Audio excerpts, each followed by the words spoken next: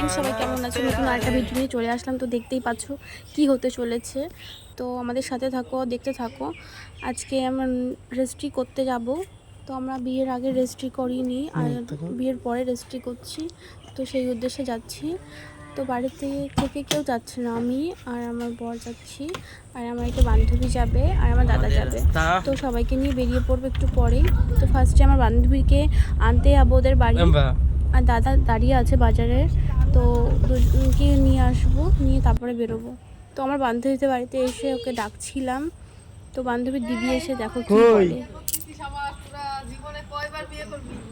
কয়বার করা যায়? তো বান্ধবীর দিদি আমাদের সাথে মানে বন্ধুর মতোই করে। বান্ধবীও চলে এসছে রেডি হয়ে।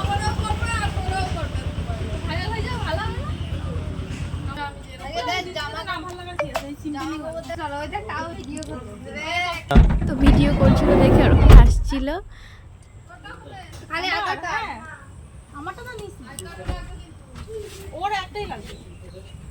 তো আমরা উঠে পড়েছি গাড়িতে, এবার বেরিয়ে পড়বো। সেদিন উকিল ফোন করে বললো লিঙ্ক ছিল না, তাই আবার রিটার্ন বাড়ি চলে এসেছি।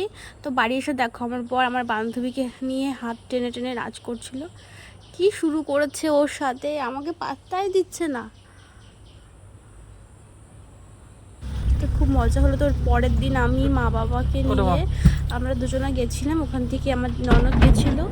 তো সেদিন রেজিস্ট্রিটা হয়েছিল পরের দিন, কিন্তু আগের দিন হয়নি, তো সেই ভিডিও ক্লিপগুলো দেওয়া হয়নি। দাদু গেছিল। তো আমরা রেজিস্ট্রি অফিসে পৌঁছে গেছি, ওখানে আমরা ওয়েট করছিলাম একটা জায়গায়। তো দেখতেই থাকো, আমাদের সাথে থাকো।